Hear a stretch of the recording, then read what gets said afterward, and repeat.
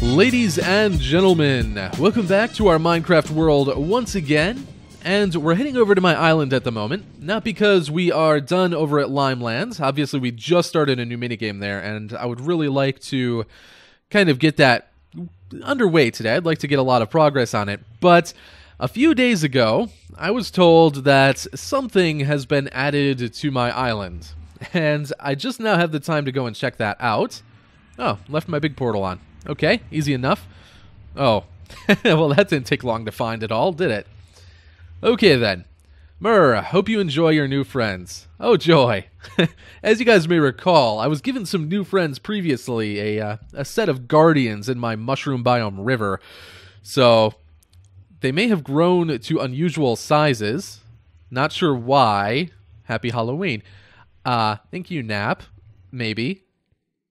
Grown to unusual sizes. Oh, my. Oh, well, that's what he means by grown to unusual sizes. Okay, that makes sense.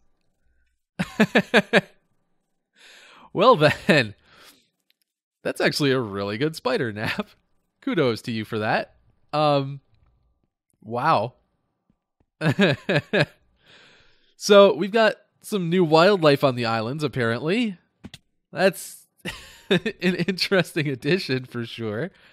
Maybe that's why there's no more natural inhabitants on the island. They were eaten by giant spiders. Goodness. Is this... I assume that's the one? Like, I don't think there would be more than that. Oh, my goodness. There's one climbing the wall. That's fantastic. Oh, my. Okay. Well... So... I'm a little late, actually, on seeing this. Like I said, it was several days ago when I heard, and Halloween was actually yesterday, so I'm a little late. Oh, that's kind of creepy, actually. In a kind of cute way. They're kind of cute, and they're kind of creepy. I don't know how I feel about them, but we're probably going to leave them here for a little while. They're friggin' massive. Okay, then. Well, that answers that. So that is what Nap left us, and I believe he recorded that process. I saw my name mentioned in one of the titles, because Nap makes videos too, if you weren't aware. And I hadn't seen that video, because obviously I didn't want to spoil whatever it was he was doing. This one is huge! I didn't realize how big this one was. I didn't want to spoil whatever it was he did, so I hadn't watched that video yet. But I'll link it down in the description if you're curious about the build process of a few giant spiders. Anyway, now that we've discovered that, I'm probably going to head back on over to LimeLand after I pick up some more supplies, because obviously I'm running quite low. And we're going to work on our minigame a little bit more today. So, I'll be back with you guys in just a minute. Okay, we're back to our zombie game, and I am putting down a layer of concrete. We're going to be using this kind of very clean aesthetic for this build, and in fact, it's actually going to be very important for the game. You'll see why that is once we start really building it. But in general, here is what the base of our room is looking like. A little bit plain, but it'll come to life soon enough. I also did increase the size of the room in general. It's about 7 blocks wide now, I think. Not counting this gray strip over here, which is going to actually be a glass wall, so that you can kind of see into the other player's side later on. Obviously, we don't need to worry about that now, so I'm not going to bother. But the play area itself is about 7 blocks wide. That'll probably be enough. We may want to go up to 9, but we'll try out 7 and see how it goes. The one size that this is definitely going to change, though, is the length.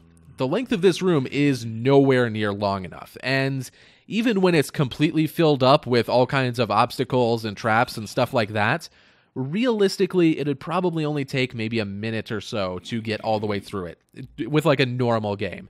And that's just not quite long enough. I think that maybe a minute, if you go through perfectly and you're completely unhindered, that might be okay, but it's just not going to be long enough in general play. So we're probably going to want to double, I would like to say, the length of this.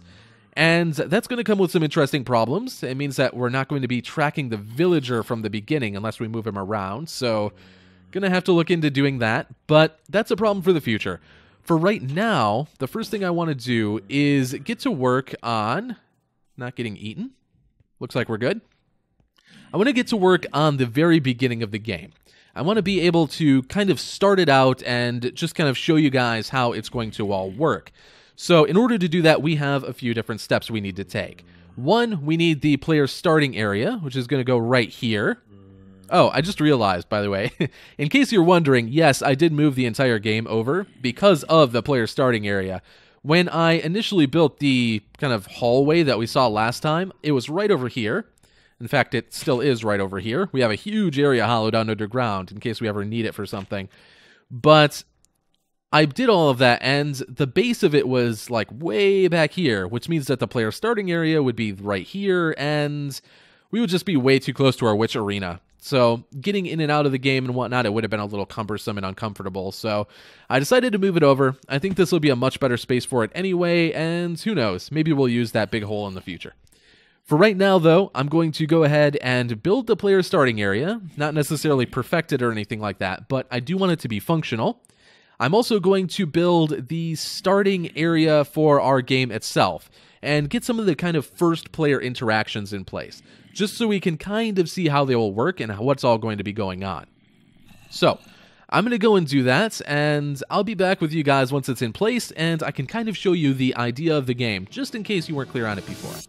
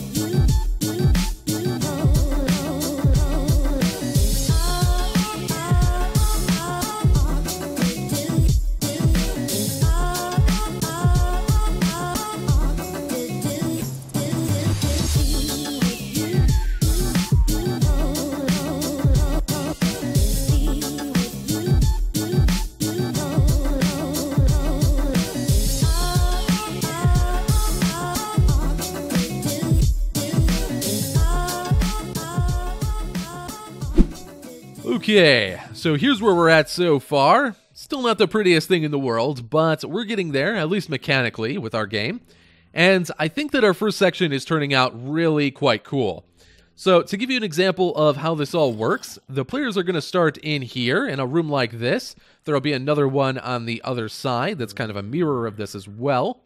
Hopefully they look a little bit better, though, and don't have things like redstone access hatches and override levers.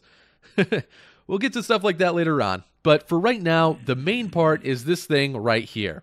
This is going to be the selection panel that determines where your zombie goes at the start of the game.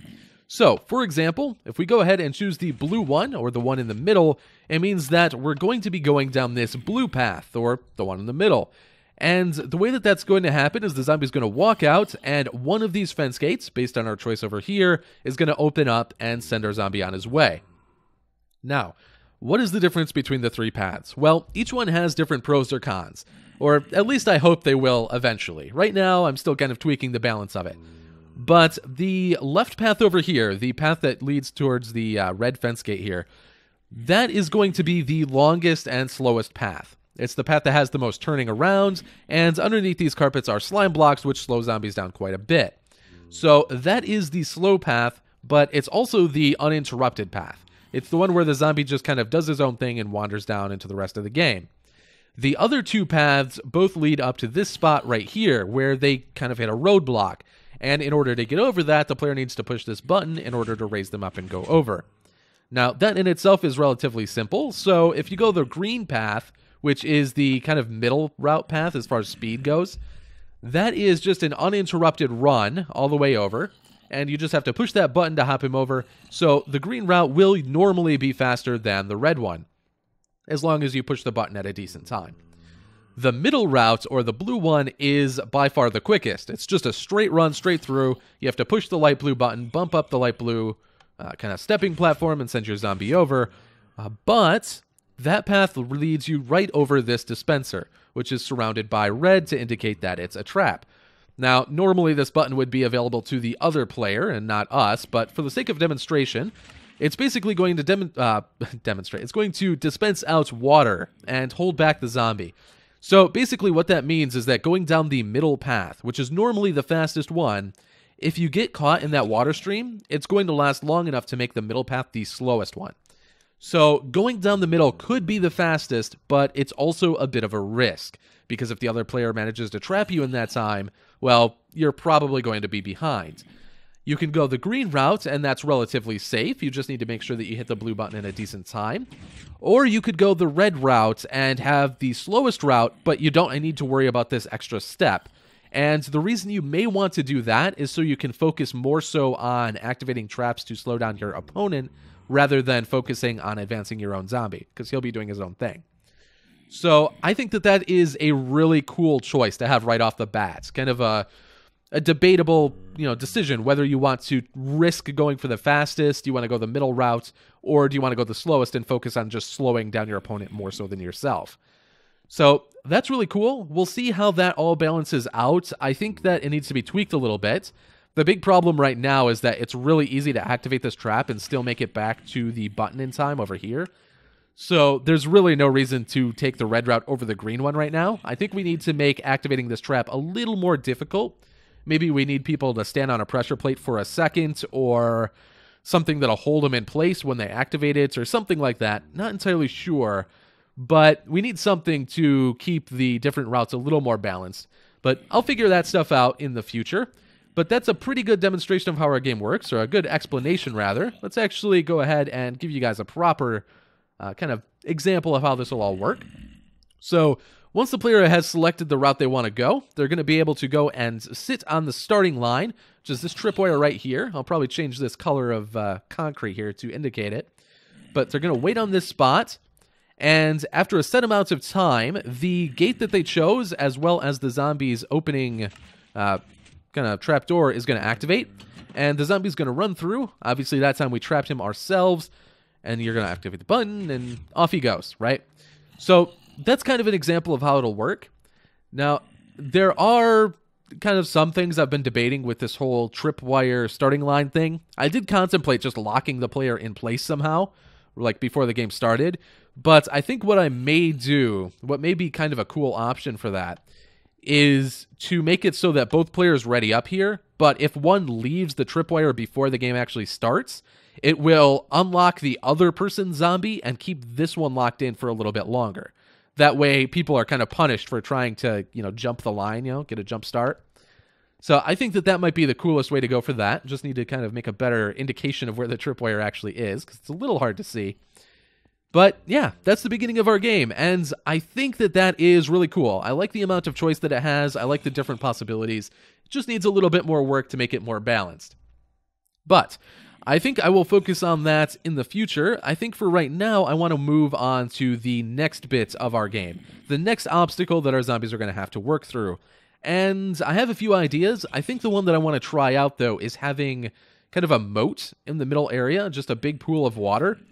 And I want the zombies to have to kind of trudge through it, but if you're trying to speed up your zombie, you could activate some kind of path for them to walk on, and I want the other player to be able to knock the zombie off of that path. So I think that that sounds like a cool plan. I'm going to go and try and do that, and I'll be back with you guys once I have something worked out. So here is the next part to our little zombie minigame, and it's relatively simple. All it really is a moat that the zombies have to kind of get across from one corner to another. And if you leave them to just kind of hobble-bobble their way across, it'll take forever, though the player can raise up a platform that they can run on. So that's kind of cool. And then that orange bit over there is what the opposing player can activate to knock the zombies back down into the water. I'm a little iffy on that part. I don't know if that's a good enough kind of counter to this area. I mean, it's effective for sure, but it might be better if they can like lower parts of the bridge or something like that. Not entirely sure. That's something that we'll get to in playtesting or something along those lines. But let's actually go ahead and take a look at this thing in action and kind of see how our course works so far. We'll send our zombie up the middle so it's nice and quick. like so. We wait a few seconds, and there he goes. Then we can activate this part. Our zombie will walk over. We step on the pressure plate. And I do like this idea. Of course, he falls into the water anyway. Dang guy. I do like this idea of forcing the player to just stay here if they want the zombie to run full speed through this area, versus just pushing a button and then running ahead while the zombie does his thing. So I like that part. I'm just kind of undecided about the kind of alternate thing for the other player, what they can do to kind of deter the zombie. So we'll see. I think it'd be relatively easy to make just parts of the bridge lower or something like that. I'll have to test it out, but that's one of those things that I'll figure out in more detail later on. Unfortunately, I don't think I'm going to get to the next part today. I have a good idea for it. I think I want to put kind of a mini maze over here with parts of the walls that can kind of move and be opened by both players. And I like that idea, but in order to not make it tedious, it needs to be designed very carefully. And I just didn't have quite enough time to pull that off. So that's kind of a bummer. I did really want to fill up at least this area today, but that's okay. We can always do it next time, so it's not too bad. There's tons of other stuff we need to do with this yet as well, obviously, like just all kinds of tweaking and testing and balancing. And there are a couple other significant issues. The main one that comes to mind is the fact that our zombie can't actually run around during the day, or his helmet's going to break and he's going to catch on fire and he's going to die. So that's kind of a bummer. You don't really want the player in your game to be spontaneously dying halfway through without any input from the kind of actual player. So not ideal. There's a couple solutions to that. We could use baby zombies, but then they sprint all over super quick, and that's not really too fun for this game. We could use, try and replace their helmets and heal them. That is totally possible, but that would also be really tedious and difficult. We could try and build a huge roof over the entire course, but because our course is going to be really long, even if we come up with something that looks relatively nice, I don't think it would be very good. I think it would look kind of ugly, just being this like super long structure. So not entirely sure about that either. The other solution that I'm thinking is probably the best one for that we'll probably go with, is splashing the zombie with a fire resistance potion before they go out. So that would mean I would have to maintain a supply of fire resist potions, like a ton of them over here. But I think it would be relatively easy to do. With the way that this system is currently set up, it would be very easy, actually. And it would be relatively effective, I think. The zombies still wouldn't have a helmet, because the helmet would still break. And the zombies would actually be on fire the entire time, because they do still catch fire, they just don't take damage from it. Which, I guess come to think of it, would be kind of cool. It means you can always see where both players' zombies are, I guess. And that could even be the premise of the game, where you have to get the burning zombie to the end as quick as possible. Could call it like Blazing Rush or something. Burning Rush. I don't know. Kind of like that idea now that I've thought of it. So that's a thought. Maybe we'll go that route. But I think that all of that's going to have to wait. Unfortunately, I've been spending a lot of time this week doing other things. Lots of YouTube-related things, actually. I've been kind of looking into starting a potential new series. Waiting on something that's kind of out of my hands at the moment, but that may be a thing that's happening in the near future. I've been working on a new one-off video that I've been meaning to do for a year, and the 1.13 snapshots have started as well. So I've got all kinds of things going on. But we'll see. We'll try and get back to this relatively soon. Unfortunately, or not necessarily unfortunately, but we are probably going to take a break from it next time, just because, thinking back, I think we've spent a lot of time recently on these more slow-paced kind of technical builds. We've done this, we spent a few episodes over on our villager thing. It feels like it's been a while since we've done any kind of really big, interesting-looking builds on kind of a larger scale. So I have a cool idea for that. I'll see if I can get that all designed, and hopefully that's what we'll work on next time. But that being the case, I think I have to call it here for today. So thank you all for watching. I hope you had a good time, even if we didn't get a ton done, but hopefully you enjoy our little zombie minigame. Be sure to tell me if you have any ideas for future kind of phases for our game, because like I said before, we are going to be making this a whole lot bigger, and we're going to have a lot of space to fill. So, as usual, all ideas are very welcome, as are any other comments and suggestions you may have. And with that, I'm going to call it a day. So, thank you guys for watching. I hope you have an amazing day wherever you may be, and I will talk to you next time. Bye-bye.